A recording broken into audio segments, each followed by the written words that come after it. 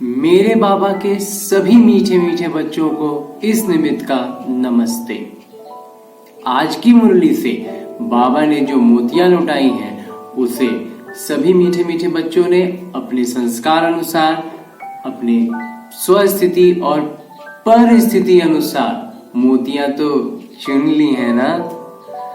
चलिए अब आगे अपने पुरुषार्थ को तीव्र करने के लिए, तीव्र पुरुषार्थी बनने के लिए और बुद्धि रूपी कलश को ज्ञान रूपी माखन से भरने के लिए शुरू करते हैं मुरली का मंथन। आज की मुरली में बाबा जो सबसे प्रमुख बात शुरुआत में ही कहते हैं वो है कि बाबा हम आत्माओं को मनुष्य आत्मा से देवी देवता बनाने आए हैं और इसलिए बाबा कहते हैं कि दैवी गुण धारण करो और अवगुणों को, आसुरी अवगुणों को छोड़ते जाओ, पावन बनो। और ये करने के लिए कैसे पता चलेगा कि ये हो रहा है कि नहीं हो रहा है? तो बाबा प्रश्न पूछते हैं तो उत्तर भी बाबा बतलाते हैं कि एक शब्द है, सेवा द्वारा। मतलब कहां तक पतित से पावन बने हैं और कितनों को पावन बनाने की सेवा करते हैं, सेवा करने की भावना रखते हैं, यही है दैवी गुण धारण करना। अब जो नए बच्चे होते हैं, इसके आगे जो बाबा आज मुरली में बहुत सूक्ष्म स्तर की बातें बता रहे हैं, तो जो बच्चे नए हैं, जिनको थोड़ा भी अभी ज्ञान नया नया ले रहे हैं या फिर अभी अज्ञान से ज्ञान मार्ग में आने की यात्रा में है, वैसे स्थिति में जो आत्माएं हैं उनको ये सूक्ष्म स्तर की बातें समझने में थोड़ा वो मूंझने लगते हैं कि ये ऐसे कैसे, ये तो अजीब बात है। तो बाबा कहते हैं यहाँ सब जो कहते आए, सुनते आए हैं ना इतने साल से भक्ति मार्ग में कि बाबा का जो गतमत न्यारी है, एकदम अनोखी होती है। बाबा की महिमा कोई नहीं, भगवान की महिमा कोई नहीं जानता। ये हम भक्ति मार्ग में भी कहते हैं कि अरे प्रभु की माया अपरंपार है, उसे कोई नहीं समझ सकता। वो बिल्कुल अनोखी होती है, बिल्कुल न्यारी होती है। तो वो यही वो न्यारी अनोखी बातें हैं। इसको अनुभव करने की चीज है और अनुभव ये तब होगा जब ज्ञान को अंदर भरेंगे। तो सबसे पहला काम, जो भी ज्ञान में नहीं है या ज्ञान में आने की अभी थोड़ा भी रुझान होता है, थोड़ा भी वो बाहरी दुनिया से दुखी है, तकलीफ में है, उनको दर्द में है, उन आत्माओं को सिर्फ एक पहला काम करना है, वो है ज्ञान को भरते जाना। ज्ञान भरने के लिए सबसे प्रमुख चीज है मुरली का नित्य पढ़ना। प्रतिदिन बिना छोड़े मुरली को हर दिन पढ़ना है। हर दिन मुरली में कुछ ना कुछ अपने लिए, मेरे लिए कुछ ना कुछ होगा। ये हर कोई अनुभव करेंगे कि आज की मुरली में मेरे लिए तो ये था। तो हर कोई हर दिन कुछ ना कुछ लेते जाएंगे। हम कहते हैं अरे बहुत लोगों का, बहुत से आत्माओं को जो ज्ञान में पूरी तरह से पक्के नहीं हो पाते हैं, उनको ये रहता है अरे रोज तो मुरली में वहीं से बातें होती हैं। तो एक मिनट जरा रुककर सोचना है कि जो हम रोज, जो साधारण जो समाचार होते हैं, जो न्यूज होता है, अखबार होते हैं, उसमें भी तो रोज वही एक ही बातें होती है। वही चार बुरी बातें इधर की, चार बुरी बातें इधर की, इसने इसको वो कहा, उसने इसको ये कहा, ये योजना ये ऐसे हो गई, वो योजना वैसे हो गई। यही सब बातें ना घूम घूम करके रोज की अखबारों में, रोज के समाचारों में आता है। उसे तो हम रुचि मतलब बहुत इंटरेस्टिंग तरीके से देखते हैं, उसमें हमारा रुझान बहुत होता है। बातें अगर थोड़ी सी गौर से सोचिए तो उसमें भी वही घुमा फिरा के वही सब बातें होती है, कोई भी नई बात नहीं होती। जबकि इस मुरली में हर दिन कोई ना कोई एक बात जरूर ऐसी होगी जो बिल्कुल नई होगी और बिल्कुल अपने लिए होगी। लगेगा कि ये सिर्फ मेरे लिए बाबा ने कहा है। और ये अनुभव करने की चीज है। बाबा का ज्ञान भरते जाएंगे, जो सबसे पहला कदम आगे बढ़ाएंगे कि ज्ञान तो भरते जाना है। समझ में आ रहा है, कम समझ में आ रहा है, ये बात तो नहीं समझ में आई, इन सब बातों से परे रहते हुए अपने लिए कुछ एक बात को पकड़नी है और उसका जहां तक संभव हो सके, जितना हो सके मुरली का मंथन करते रहना है। बाबा को जान जाएंगे, बाबा को एक बार महसूस हो जाएगा कि बाबा मेरे सम्मुख हैं और वो मुझे बैठकर समझा रहे हैं, वो सब कुछ बातें बाबा सम्मुख रहकर मुझे कह रहे हैं, तो जो अनुभूति होगी उस अनुभूति के आगे फिर कुछ भी कहने सुनने की जरूरत नहीं रह जाएगी। पहले इन बातों में, इन चक्करों में नहीं फंसना है कि अरे ये छोड़ना पड़ेगा, ये छोड़ना पड़ेगा, ऐसे करना पड़ेगा।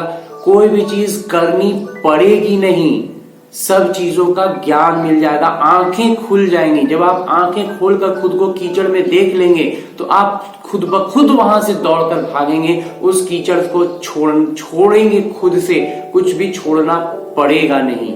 इसके लिए इस सिर्फ आंखें खोलने की जरूरत है। आंखों को खोलने के लिए ज्ञान की जरूरत है। ज्ञान के लिए मुरली का निरंतर सुनते रहना, पढ़ते रहना। खुद से मुरली पढ़ते हैं तो वो और भी गहरी अनुभूति देता है। अकेले में, शांत में अगर मौका मिले तो आराम से बैठकर मुरली सुनना है, पढ़ना है।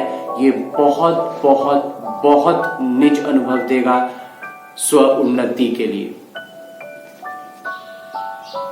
इस निमित्त का ये निज अनुभव है कि जब किसी चीज के बारे में हम बहुत देखते हैं, देखते जाते हैं, पढ़ते जाते हैं, तो उसके बारे में और जानने का, और पढ़ने का, और सुनने का मन में उत्साह बढ़ने लगता है, बढ़ता जाता है। और यही जो धीरे धीरे धीरे धीरे हम ज्ञान में आगे बढ़ते हैं, इसको भारी शब्दों से भारी नहीं करना है। इसको ऐसा नहीं समझना है कि अरे बहुत ये सब प्रैक्टिकल में काम नहीं आएगा।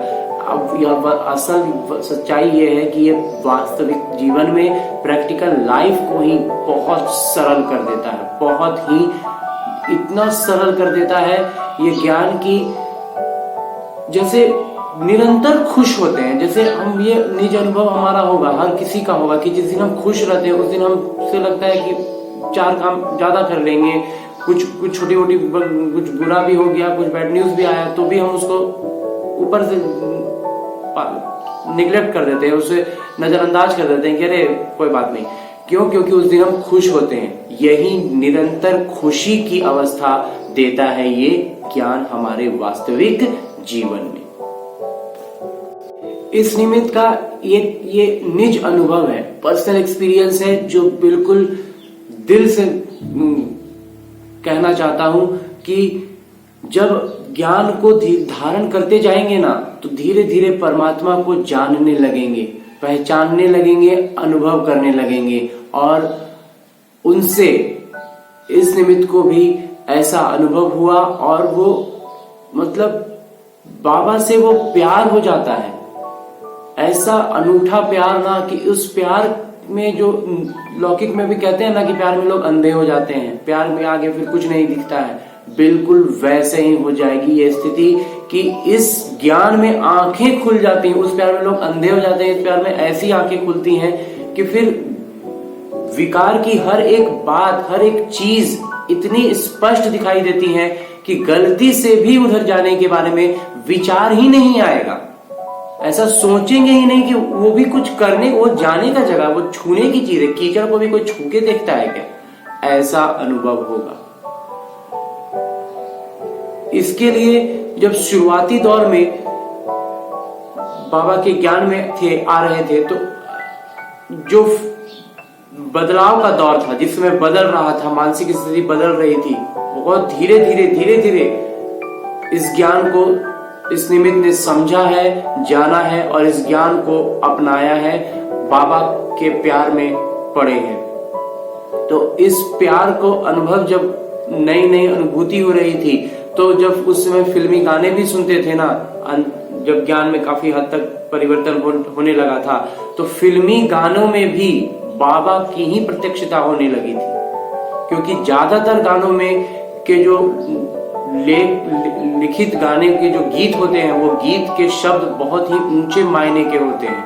बहुत ही गिने छूटे गाने हैं जिनमें किसी अंग विशेष के बारे में कह दिया जाता है तो वो अलग बात हो जाती है, लेकिन ज्यादातर गानों में इतना ऊंचे स्तर के बातें होती हैं कि बाबा की प्रत्यक्षता आराम से कर पाते हैं।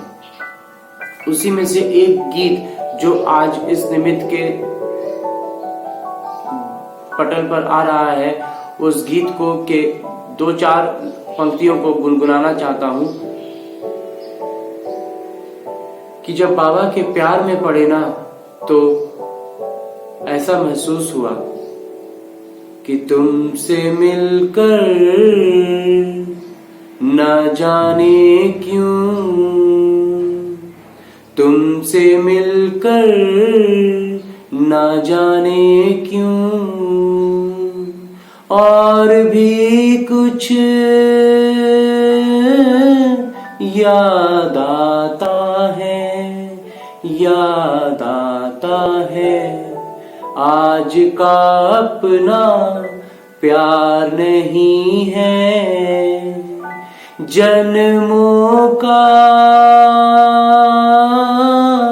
ये नाता है, ये नाता है।